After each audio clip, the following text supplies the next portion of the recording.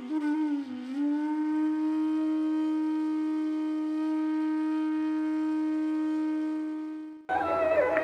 के समय में कई प्रकार से अलग अलग बातें चलती हैं कि रघुकुल, यदुकुल, वल्लभ कुल आदि की बातें होती हैं। कुल मिलाकर बात इतनी है कि जिस कुल पर, जिस परिवार पर प्रभु की और महाप्रभु की कृपा हो, वो कुल अपने आप धन्य हो जाता है। स्ववंशे स्थापिता अशेष महात्म्य, उस कुल में श्री वल्लभ ने अपने अशेष महात्म्य की स्थापना करी, ये आपका अनुग्रह है। पर उस अशेष महात्म्य को हम स्वयं अपने जीवन का उत्सव बनाते हुए आप सभी के जीवन में परम मंगलता को प्रस्थापित करें, यही तो हमारा कर्तव्य है, उत्तरदायित्व है। स्वधर्म की रक्षा और स्वधर्म के जितने भी अलग अलग सोपान हैं, उन सभी सोपानों को क्रमबद्ध रूप से विद्याभ्यास के रूप में, संस्कार के रूप में, ज्ञान के रूप में, मार्गदर्शन के रूप में सिद्धांत को समझाना और वो स्वसिद्धांत श्री वल्लभ के सिद्धांत प्रत्येक वैष्णव अपने जीवन में उसका आचरण करे, उसकी प्रेरणा देना, मार्गदर्शन देना और साथ साथ में उसे उत्साहित करना, प्रोत्साहित करना, यह हमारा कर्तव्य है। और उस कर्तव्य की धारा पर एक और पुष्प, नूतन पुष्प प्रभु और महाप्रभु के चरणारविंद में इस परिवार के द्वारा अर्पण किया जा रहा है। इतदर्थ मेरी पूर्ण प्रसन्नता व्यक्त कर रहा हूं। पुष्टि मार्ग में एक परंपरा है कि हम प्रत्येक क्रिया को, हमारे दिनचर्या की जो क्रियाएं हैं वो सब भी,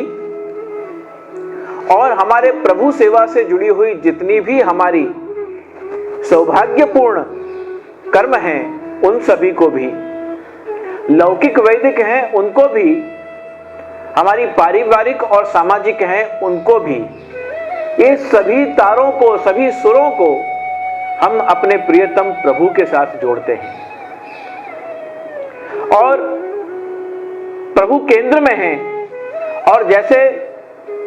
षोडश गोपिका नाम मध्ये अष्टौ कृष्णा भवन्ति, या हम ब्रजभाषा में कहें तो द्वे द्वे गोपी बिच बिच माधव, तो ऐसे जो मध्यमणि नायक हैं, जो श्रीनाथ जी हैं, जो प्रभु गोवर्धन धरण हैं, तो वो मध्यमणि नायक के रूप में आप हमारे जीवन के केंद्र बिंदु में विराजते हैं। और हम जैसे सभी आपके निज सेवक दासों का जीवन भी उसी तरह आपके आसपास ही घूमता है, घूमना चाहिए, प्रभु केंद्र में रहना चाहिए। हमारे घर में कोई शुभ प्रसंग है तो भी केवल आपका ही कृपा प्रसाद है। किसी का जन्म हुआ तो केवल आपकी सेवा के लिए, उस दास्य व्यक्ति को जीने के लिए, श्री वल्लभ के मार्ग पे चलने के लिए वो नया जन्म हुआ है। अगर हमें अपने कार्यों में, अपने कर्मों में, अपनी शिक्षा में कहीं कोई सफलता मिलती है, कहीं कोई सर्टिफिकेट मिलता है, कहीं कोई सम्मान प्राप्त होता है, कहीं हम सफल होते हैं, तो उसके पीछे भी केवल एकमात्र हमारा भाव रहना चाहिए, परिश्रम करने का सामर्थ्य, पुरुषार्थ करने का सामर्थ्य, प्रयास करने का सामर्थ्य। हे प्रभु, हे महाप्रभु, केवल आपने दिया है, मैं तो केवल श्रम कर सकता हूं, साध्य तो आप हैं, उसको साध तो आप देते हैं मेरे लिए। राई जितनी सेवा को फल मानत मेरू समान। व्यावसायिक क्षेत्र हो, हम किसी बिजनेस में आप कार्य करते हो, किसी संस्था को चलाते हो, कहीं आप सर्विस करते हो, कहीं आप अपने जो वर्किंग आवर्स हैं, जो जॉब आवर्स हैं, उसमें आप बहुत कभी कभी प्रेशर में आकर काम करते हो, लेकिन उन सभी परिस्थितियों में अंततो गत्वा तो असफलता जो भी हमें प्राप्त होती है, वो कहीं हमारे प्रयास में, हमारे परिश्रम में कमी रहती है। बाकी के प्रभु के सेवक को कभी भी असफलता नहीं मिल सकती है। वो कभी असफल नहीं हो सकता, वो निराश नहीं हो सकता, वो कभी लाचार नहीं हो सकता, वो कभी असंतुष्ट नहीं हो सकता, वो कभी भी अपने मन को किसी भी प्रकार की निराशाओं से नहीं भर सकता है, क्योंकि उस वैष्णव को, उस जीव को अपने आदिदैविक स्वरूप का भी ज्ञान होता है। और जिन वैष्णवों का वो वैष्णव संग करता है, उसे अपनी दास्य भक्ति के कारण, उसे अपनी शरणागति के कारण उसके मन में ये भाव निश्चित रूप से दृढ़ रहता है कि कहीं ना कहीं मेरी असफलता में मेरे पुरुषार्थ, प्रयास या प्रयत्न की कमी होगी, प्रभु की कृपा में कहीं कमी नहीं है। हम ऐसे नहीं हैं कि अपनी असफलता को भी प्रभु के साथ जोड़ें। मैंने तो इतने पाठ किए तो भी मैं फेल हो गया, मैंने इतना प्रयत्न किया, मैंने तो गिरिराज जी का पूजन करवाया, मैंने तो ऐसे पाठ किए, मैंने तो ये मनोरथ किया, मैंने तो ये हुआ, फिर भी हमारे घर में क्यों कष्ट होता है, फिर भी मुझे क्यों इतना देह का कष्ट होता है। कोई कहता है मुझे क्यों इतना धन का कष्ट होता है, कोई कहता है मुझे इतना क्यों परिवार में या समाज में कष्ट होता है। मैं तो इतने पाठ करता हूँ, जप करता हूँ, ब्रज में जाता हूँ, श्री गिरिराज जी, अमना जी के पूजन होते हैं, श्री जी द्वार जाकर श्री जी को भी राजभोग कराता हूँ, फिर मेरे जीवन में कष्ट क्यों होता है। तो ये जो कष्ट हमारे जीवन में होता है, वो अगर कोई व्यावसायिक, शैक्षणिक या किसी प्रकार से अर्थ से जुड़ी हुई कोई बात अगर है, तो कहीं ना कहीं हमारे प्रयास, पुरुषार्थ या प्रयत्न में कमी रही होगी। प्रभु की कृपा में, प्रभु तो हमारी जितनी पात्रता है, लायकात है, इतना प्रभु तो भरपूर हमें देते ही हैं। और गुजराती में तो मैं कई बार ये कहता हूं कि आपने जे धारीए ते थाय, तो प्रभु कृपा, અને આપણે જે ધાર્યું હોય તે ન થાય तो प्रभु की इच्छा। जो हमने निर्धारित किया हो, जो हमारा संकल्प हो, जो हमारी इच्छा हो, तदनुसार हो जाए, तो कितनी कृपा है हमारे प्रभु की इस दास पर। तो यही भाव मन में रहना चाहिए कि कितनी कृपा है इस दास पर प्रभु की। और अगर ये सब कुछ करते हुए भी अगर हमसे वो कार्य नहीं होता है, अगर हमारा वो कार्य संपन्न नहीं हुआ या हम सफल नहीं हुए, तो प्रभु की कैसी इच्छा है और इससे कुछ विशेष हमको प्रदान करना होगा। शायद ये हमें मिल जाता तो हमारे लिए अच्छा नहीं था, इसलिए प्रभु ने अपने दास का हित विचारते हुए और कुछ निर्णय जरूर किया होगा। जय में राखे ते में रहिए प्रभु जी, जय में राखे ते में रहिए। तो जब महाप्रभु का, आचार्य चरण का हमने चरण और शरण स्वीकार किया है, और श्री आचार्य चरण को जब प्रभु श्री गोवर्धन धरण हमारे इष्ट आराध्य ये वचन देते हैं कि जा जीव को तुम मोकू सौंपोगे, मैं वाको हाथ और साथ कदापि नहीं छोड़ूंगा, मैं उसका कभी भी नहीं छोड़ूंगा,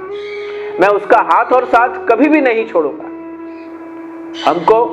आश्वस्त हो जाना चाहिए कि जाको राखन हार है, माखन चाखन हार, बाल न बाको कर सके, को लाख करो उपचार। हमारा कभी भी कुछ बिगड़ नहीं सकता है। हाँ, जीवन है तो कष्ट आते हैं, देह है तो आरोग्य फ्लक्चुएट होता है, आरोग्य हमारा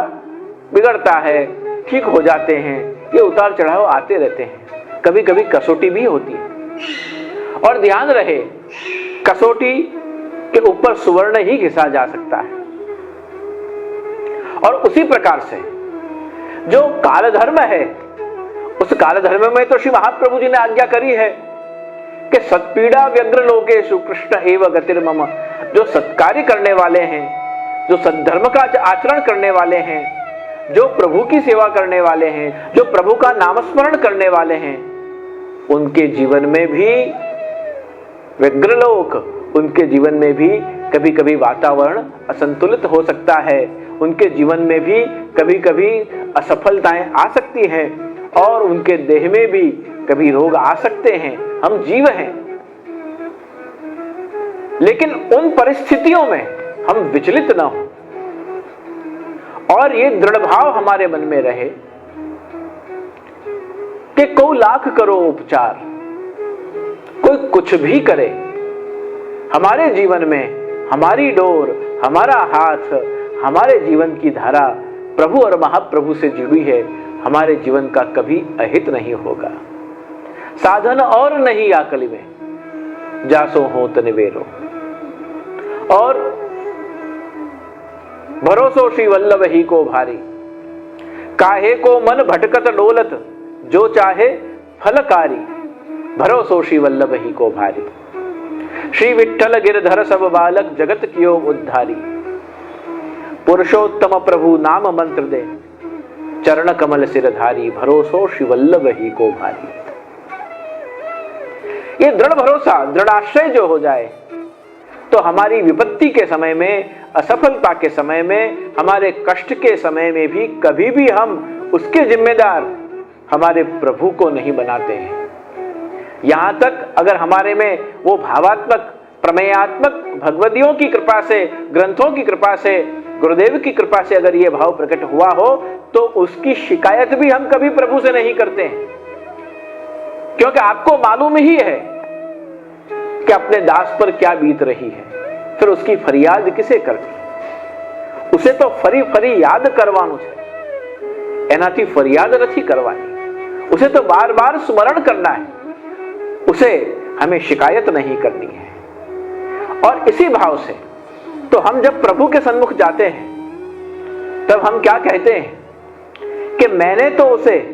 इतना देखा, इतना देखा जितना देखा जा सकता था, मैंने तो उसे इतना देखा, इतना देखा जितना देखा जा सकता था, और उसे इन दोनों आंखों से और कितना देखा जा सकता था,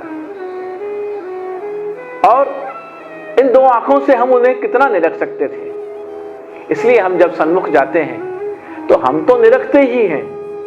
और सबसे भी कहते हैं देखो नंद कुमार, नयन भर देखो नंद कुमार। तो हम सन्मुख जाकर भी प्रभु की उस लीला का चिंतन करते हुए दर्शन करते हैं और नयन भरकर नंद कुमार को देखते हैं, और उसे कितना देखा जा सकता था? इन दो आंखों से हमने उतना ही देखा जितना देखा जा सकता था। अब हमारे मन को, हमारे चित्त को, हमारे हृदय को, हमारे भाव को, हमारे ज्ञान को, हमारे दृष्टिकोण को, हमारे माइंडसेट, जो हमारी विचारधारा है, उसको, उन सभी का एकीकरण करके और प्रभु का रस ऐसा निर्मित करना है कि उस रस को हम प्रभु के चरणों में, प्रभु के द्वारा प्रकट किए हुए भावों को ही प्रभु को अर्पण करने हैं। और इसीलिए अपने मार्ग में पहले स्नेह होगा,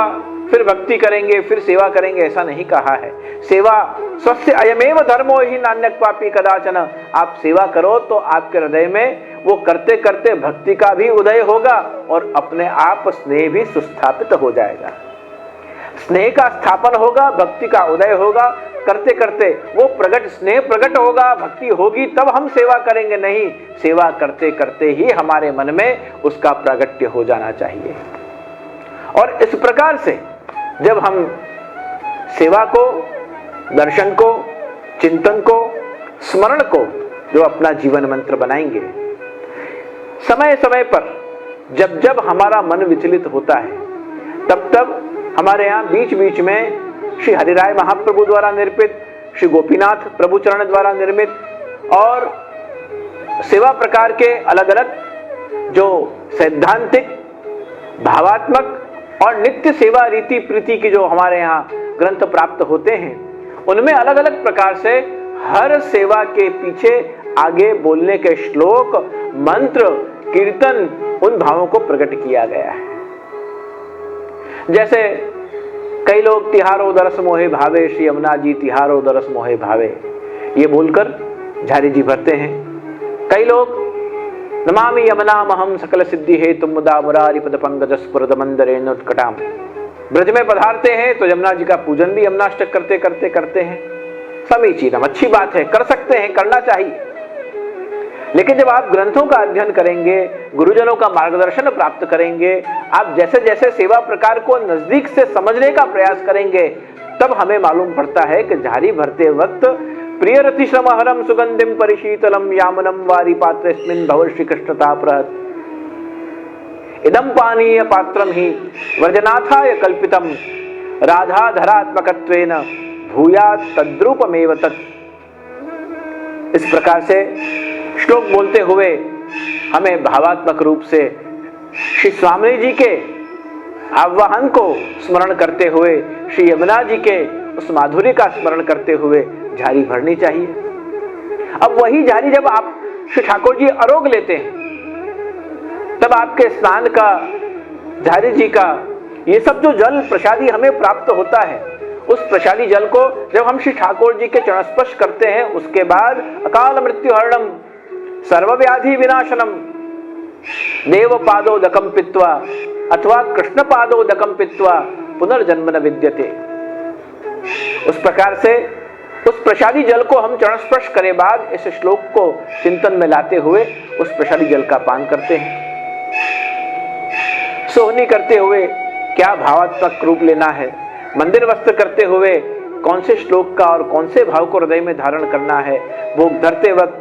तुलसी समर्पण करते वक्त, शंखोदक के वक्त और भोग सराते वक्त, पात्र प्रक्षालन करते वक्त क्या बोलना है और किस भाव का चिंतन करना है, ये सहस्त्री भावना और सेवा के संबंधित जितने श्लोक हैं उसमें ये सभी प्रकार प्राप्त हैं। कहने का आशय यह है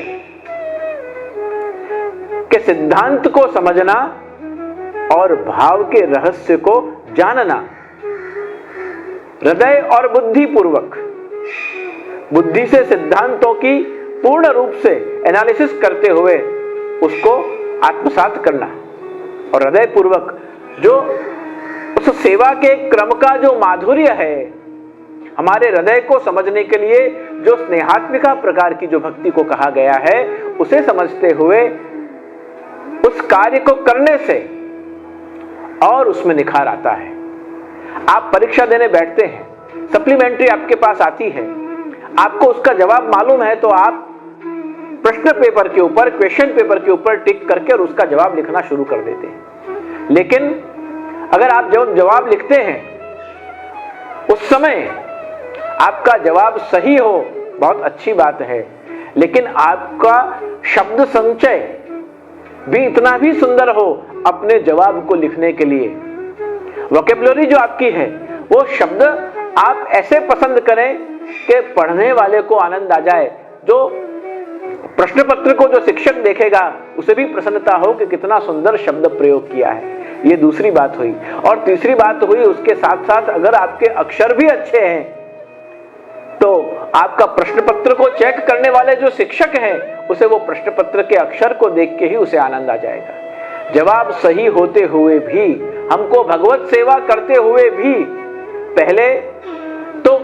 शब्द का संकलन जैसे सुंदर रूप से आप करते हैं, उसी प्रकार से सिद्धांत को समझने की बात भगवत सेवा करते हुए भी हमें करने चाहिए। और अगर अक्षर अच्छे हों, अगर हमारा भाव भी उसके साथ जुड़ जाए, तो मानो वो प्रश्न पत्र हमारा एक ही दृष्टि में पास हो जाता है। सेवा तो हम करते ही हैं, सिद्धांत भी खबर हो और भाव भी खबर हो, उसका अद्भुत समन्वय करते हुए हमारे जीवन में उस प्रश्न पत्र को श्री वल्लभ एक ही बार में पास कर देते हैं। और श्री वल्लभ ने पास कर दिया, श्री गुरुदेव ने पास कर दिया, तो श्री प्रभु तो अपने आप ही श्री वल्लभ के वश हैं, आप हमें उत्तीर्ण कर देते हैं। तो इन अलग अलग धाराओं को समझने के लिए हम अच्छे से अच्छे रूप में मानसिक रूप से सज्ज हो कि हमें अपने प्रियतम प्रभु के साथ कैसा संबंध, कैसी माधुरिका और कैसे हमारे जीवन की वास्तविकताओं को समझते हुए प्रभु से संबंध जोड़ना है। इस भाव को हृदय में आप धारण करेंगे, मुझे लगता है कि स्वसिद्धांत आपको बहुत मदद रूप होंगे हिंदू धर्म को समझने के लिए, आपका व्यवहारिक पक्ष समझने के लिए और सिद्धांत के साथ साथ सेवा का भाव पक्ष समझने के लिए। आचार्यों के द्वारा लिखित ग्रंथ साहित्य, अष्टसखाओं के द्वारा निर्मित पद साहित्य और 84,252 वैष्णवों के द्वारा जो जीवन उनके दर्शन को श्री गोकुलनाथ जी ने अपने शिष्यों को करवाया और अद्यावधि 84,252 वैष्णवों की वार्ता जो हमें प्राप्त होती है, उसमें रहे हुए उन वैष्णवों के दिव्य जीवन प्रसंगों का हमारे जीवन के साथ उसका अनुसंधान करते हुए अनुकूलस्य संकल्प प्रतिकूलस्य विसर्जनम, किसी के जैसे तो हम हो नहीं सकते, लेकिन महाजनों ये गतस्य पंथा, उन पूर्वजों के, उन दिव्य पुरुषों के, उन परम भगवतियों के जीवन चरित्र को देखते हुए अपने जीवन में अगर कहीं हम परिवर्तन ला सकें, हमारे में अगर कोई फेरफार हो जाए, हमारी कुछ मानसिकता और मनोवृत्तियां बदल जाएं, तो घटना घट जाती है। और उस घटना को घटने में हमारा ग्रंथ साहित्य उपादेय सिद्ध होता है। आज का समय सर्व मार्गेषु नष्टेषु का समय चल रहा है। ऐसे समय में इन सत्संगों के द्वारा इन अलग अलग प्रकार की स्वमार्गीय जो सूक्ष्म भावनाएं हैं, उनको समझने के द्वारा ही हम मानसिक रूप से, हम पारिवारिक रूप से, हम सामाजिक रूप से और आर्थिक रूप से, आरोग्य के रूप से, हर प्रकार से अपने आप को सुरक्षित महसूस करते हैं। इन सभी आयाम को, जिनके कारण हमारे मन में उत्पीड़न रहता है, उन सभी का शमन इस प्रकार से अध्यात्म के मार्ग पर चलने से, आधिदैविक प्रकार जीवन में लेने से और आदि भौतिकता को उस आधिदैविकता के संग जोड़ने से ही हमारे जीवन में दिव्य क्रांति का निर्माण होता है, जिसे हम अपने जीवन में भक्ति रानी का साम्राज्य स्थापित करने की तो संकल्पना करते हैं। उस प्रकार से स्नेह की ध्वजाएं फरकती हैं, भक्ति का साम्राज्य स्थापित होता है और उस भाव मंदिर में, उस हृदय के द्वार पर प्रभु पधार कर दस्तक देते हुए उस मन रूपी राज सिंहासन पर विराजते हैं और भक्त के जीवन का परम कल्याण प्राप्त होता है। तो इस प्रकार से विशेष विस्तार की विवक्षा आज के इस सत्संग में न रखते हुए इस पुष्टि पुष्प को भी सभी पुष्टि पुष्पों की तरह श्री कल्याण राय प्रभु के चरणारविंद में सदैन्य समर्पित कर रहा हूं। प्रभु महाप्रभु और प्रभुचरण के चरणारविंद में वाक्समनों को समर्पित करते हुए वाणी को विराम दे रहा हूं। शुभम भवतु, कल्याणमस्तु।